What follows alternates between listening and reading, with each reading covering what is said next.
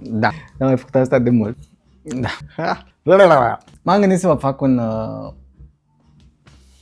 vlog, se mai zice vlog în 2026, nu știu, o documentare video, niște cronici înregistrate video, prin care să vă arăt procesul de creație al nostru. Ne-am luat un apartament aici în Brașov, pentru că iubesc Brașov. M-am gândit că e locul ideal să te retragi cumva, dar în același timp să fie și urban, să poți să ieși la o cafea, să nu fii neapărat în vârful muntelui, dar să fie un loc frumos. Și mi se pare că Brașovul le are pe amândouă, cumva și natură și urban.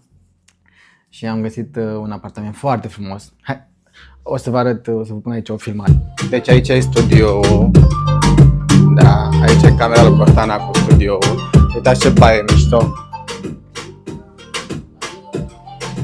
Vreau și eu așa, am zis că apartamentul ăsta ne motivează să facem muzică bună ca să facem și noi bănuți, să ne luăm apartamente de astea. Bradu încă e aici și mă agită că mi-amintește de agitația de sărbători, dar e Airbnb, așa că n-am... Aici e baia, aici e camera mea de vampir, e destul de întuneric, acum se vede prea luminos. Așa se prezintă hainele mele mai mereu. Îmi cer scuze, așa. Uite ce frumos e. Așa vreau și o bucătărie de asta insuliță, să fac mâncare la mine acasă. Așa, și aici e frumos tare și uitați ce frumos e view. Wow. Deci e foarte, foarte tare aici, îmi place mult de tot. Ia uitați ce frumos. Seara se vede senzațional. E frumos, e chiar foarte tare aici. Nu cred că vă pot să vă las link-ul de Airbnb, că... Sau poate îl căutați voi. E un apartament lângă Tâmpa, cred că se numește Tâmpa ceva Residence pe Airbnb. V-am făcut și tur la apartamentului. Iată, de toate fac în aceste comunicări video, în aceste vloguri. Comunicări video, dar nu cât de bătrân sunt. Pupa! În fine, am venit câteva zile să terminăm piesa pentru Eurovision, All The Way, piesă pe care am început acum câteva luni. Acum îi facem final touches așa de să sune cum trebuie.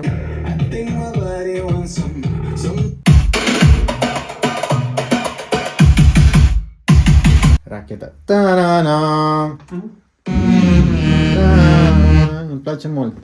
Și cum o să fie pe fundal. Și așa e mișto. Și așa e mișto. Păi ce e diferit? Că e ta-na-na. Am văzut doar tu în capul tău. Ta-na. E Serios? El e glide.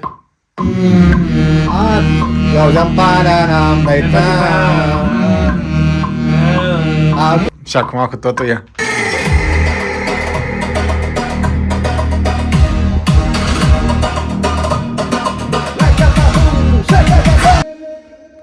Frumos, elegant cât de cât. Dar terminăm și alte idei pe care le-am început, nu știu, pe parcursul a vreo 4 ani, cred. Am revenit la proiectul WRS, pentru că mi-era foarte dor de stilul ăsta de muzică și mi se pare că dansul o să fie mereu în ADN-ul meu și muzica de genul îmi oferă posibilitatea asta să mă manifest și ca dansator. Deci sunt atât de multe idei pe care le tot reascultam și mă întorceam la ele și cumva aveam sentimentul ăsta, dacă nu mă întorc la ideile astea sau nu le arăt lumii, o să rămân cu un regret foarte mare. We got so connected, we feel each other's vibes.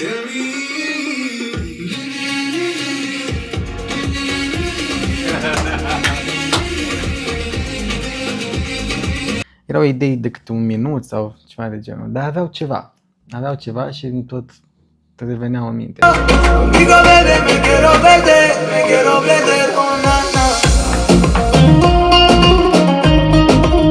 Nu știu, poate este de un EP, poate este de un album, I don't know.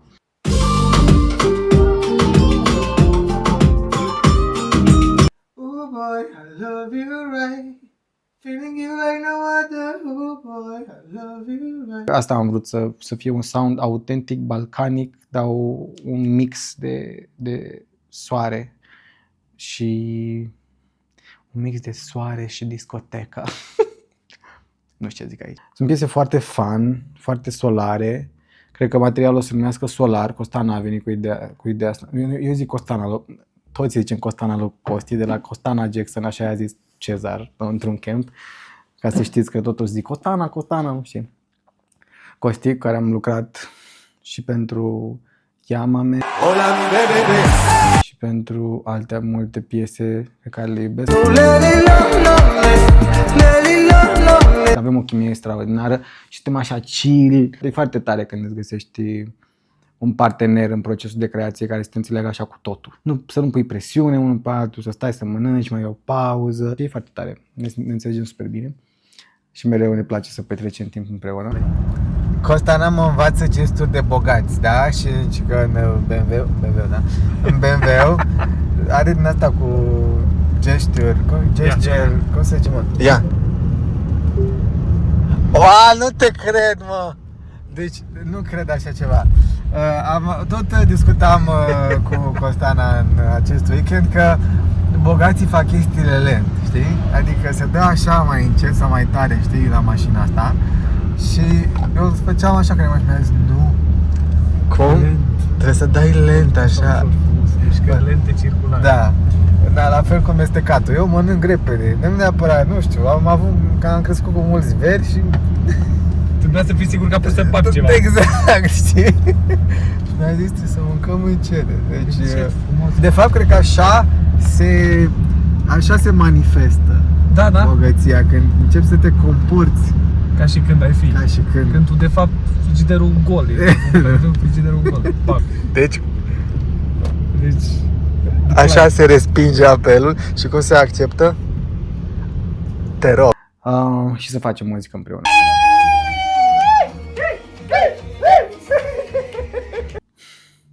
În continuare am emoții. Nu știu, sper că...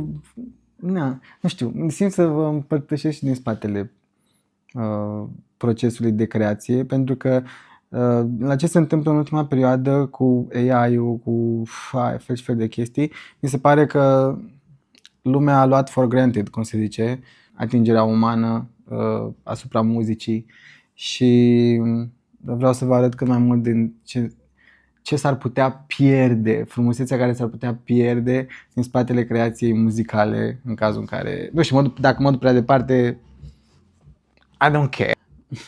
Cumva dacă vă arătăm noi songwriterii, creatorii, ce se întâmplă în spate, poate lumea ar aprecia mai mult, oare? Dar e o perioadă foarte confuză și pentru noi artiști. Dar e un proces foarte frumos, m-am dus departe.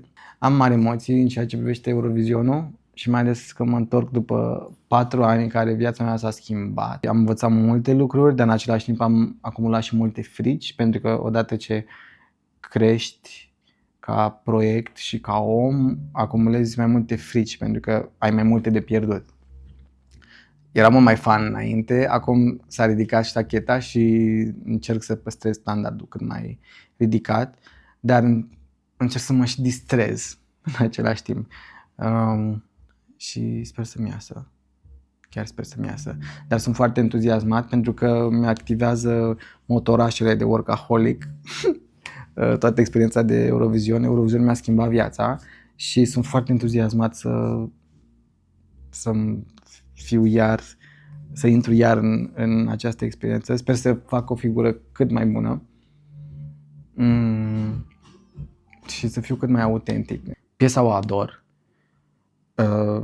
Mi-a venit, am început, nu știu, ascultam la radio sau ceva de genul, o piesă, un afro house ăsta și mi-a venit o linie în cap. Cred că mergeam să-l iau pe Vlad, pe prietenul meu, logodnicul meu, de la gară, de la Ploiești, și mi-a venit linia asta în cap, efectiv toată linia, tu, o am pe voice, o să vă pun aici să vă arăt.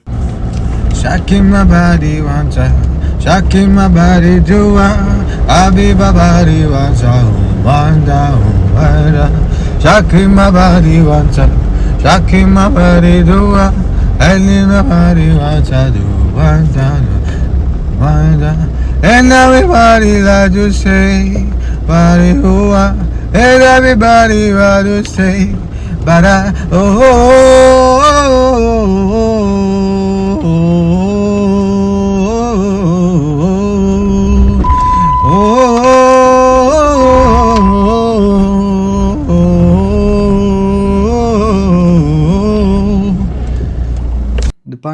făcut o preproducție cu Costana la studio. Am revenit pe piesă după 2 săptămâni pentru că simțeam deja că e mare. Nu avea refren, aveam doar îngânat linia de refren, voiam să fie mai moody.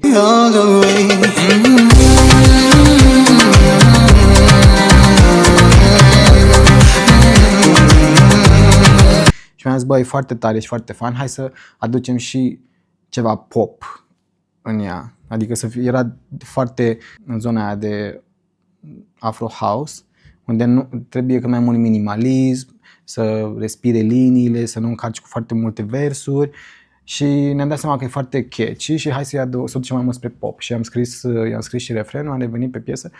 După ce am avut versiunea aia, am trimis-o lui maica mea, cel mai tare dar ea se pricepe, zice, dacă îmi place, dacă nu știu ce, și sora mea și Vlad. Am o echipă de endar proprie din familie care se pricepe ei, sigur.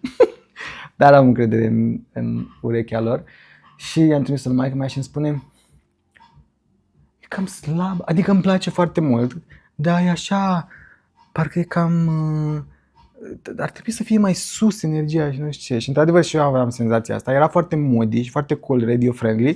În cazul de față, mai ales că voiam să mă înscriu la Eurovision, aveam în cap asta de mult. Eram bătut să fie cât mai campy, cât mai... știi?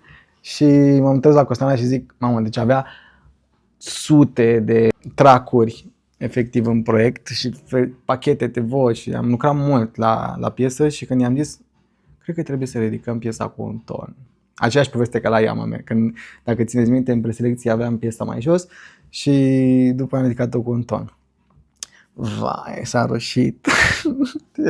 Oleu, cum face Costana.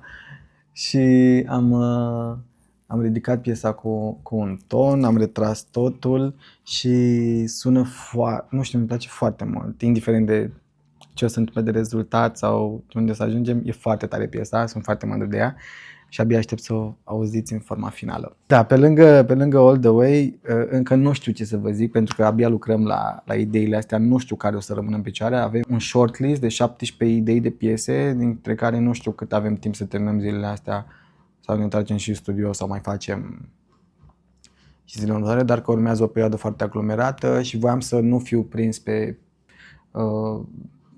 un picior greșit, nu neapărat greșit, să mai fiu pregătit cu alt volum de muzică, pentru că îmi place foarte mult să nu dau doar single și sper să iasă frumos și sper să fie un an foarte tare. Am multe emoții pentru că după 2 ani și ceva în care am scos muzică ca Andrei Ursu, asta să mai lămurim, mi-am făcut 2 proiecte, Andrei Ursu și WRS, pentru că Andrei Ursu sunt 2 identitățile mele artistice de care nu pot să mă lepăd de niciuna, nici alta. Andrei Ursu, retro, soft pop românesc, i-am zis eu. Nu neapărat românesc, am scos și un EP în spaniolă, dar e chestia asta, retro, soul, care îmi place foarte mult, muzică atemporală. Și după ce am scos 2 ani muzică doar cu Andrei Ursu și în tripul ăsta foarte acustic și mult mai soulful, mă întorc în zona asta house și nu știu, am teama asta să poate mi-am pierdut îndemânarea sau flair-ul, dar nu cred, pentru că sună foarte bine ce avem până acum și mă întorc în anul ăsta la WRS, pentru că mi-e dor să dansez. A fost puțin confuz în mintea mea cum să le combin tripurile astea 2. Dacă aș fi ajuns pe profilul meu de Spotify pe WRS și ascultam Yamame și după aia am intrat Noaptea ne fură iubiri, nu știu, știi, scoate din film și am zis haide să le separ cumva și să fie 2 profile diferite și cumva și în capul meu să fie mult mai clară treaba, pentru că și ca styling și ca prezentare scenică și ca poți să te duci în 2 lumi total diferite și de ce nu? We get the best of both worlds. În continuare, nu știu ce fac aici, dar voiam să simtem așa să mai vorbesc și nu la podcasturi sau ceva de genul, pur și simplu să vorbesc tot ce îmi vine mie în minte. O să mai vorbesc așa pe parcurs, o să mai filmez, o să încerc să fiu cât mai transparent. Nu știu dacă mă pricep neapărat la chestia asta, pentru că eu tindeam să fiu cât mai misterios, să ne arăt așa, doar să las arta să vorbească, dar repet, în timpurile prin care trece, mi se pare că nu trebuie nimic, dar simt arăt lumii mai mult ce se întâmplă în spatele procesului creativ, pentru că e fun și poate, nu știu, inspiră altă lume să se apuce de treaba asta și să nu moară această meserie.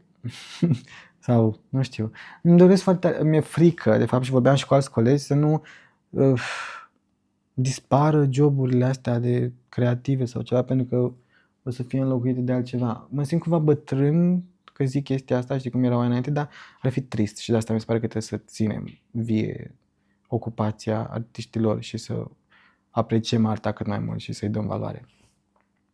Ce să zic? Pup, ne revedem. O să mai filmez, cred că și la repetițiile de dans și de la videoclipuri și de la fel și fel de chestii. If there is nothing else to say, got the waiting.